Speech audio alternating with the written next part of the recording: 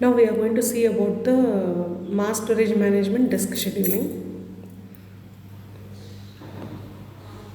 Until disk attachment we have seen. So let me start with disk scheduling. The OS is actually responsible for using this hardware efficiently for the disk drives, which we already know. If you take any device, say for example, if it is a printer will have a separate driver. The driver will communicate with the kernel, and then the kernel will do the process and send back to the driver. The driver will send back to the user. uh, which means it should have fast access time, and disk bandwidth should be calculated. It can minimize the seek time. Seek time, which is approximately the seek distance. Disk bandwidth is nothing but this total number of bytes it transferred divided by the total time between the first request for service and the completion of the last transfer. Disk scheduling. There are many sources of disk input output request. First is OS and system process and user process is there. OS, which actually maintains queue of request per disk or device. Idle, if a disk is idle, it can immediately work on input output request. Busy disk means work must be queue. This is the normal process which is happening in operating system. And you can just continuing with the disk scheduling. Note that drive controllers have small buffers and can manage a queue of input output request. And the analysis is true for one or many platters. We illustrate scheduling algorithm with the request queue. Say for example, here we have 98, 183, 37, 122, 14, 124, 65, etc. The head is pointing to 53. This is one example. This problem can be solved in many ways. That is, first come first serve. SSTF, scan, cscan, look and clook.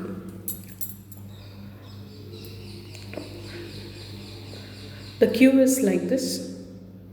Your thing starts from 0, and as per the order the least queue is 14, and then the next highest is 37, and next it's the 53, and next comes is the 65, and next is 67, next 98, 122, and 124 is there, and at last 183 and 199.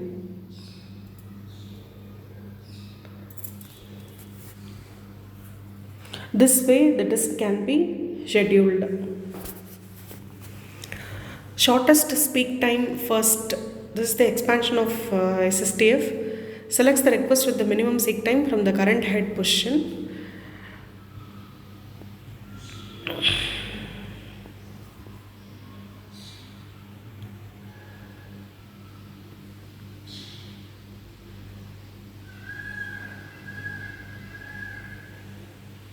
This shows the actual head movement where the head starts from 53.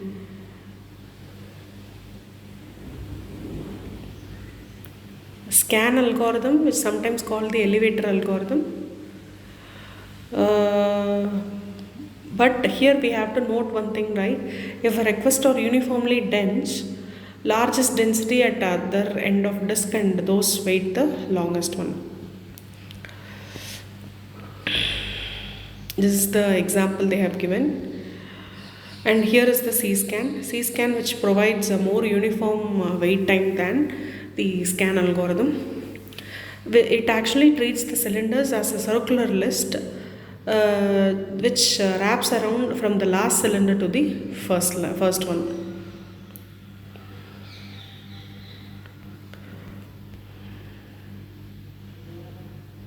See, here it moves to the last, and then it comes to the first, and then end at the 37th point. And then we have look and clook. Look is a version of scan, whereas clook is a version of cscan. So we can see how this look works.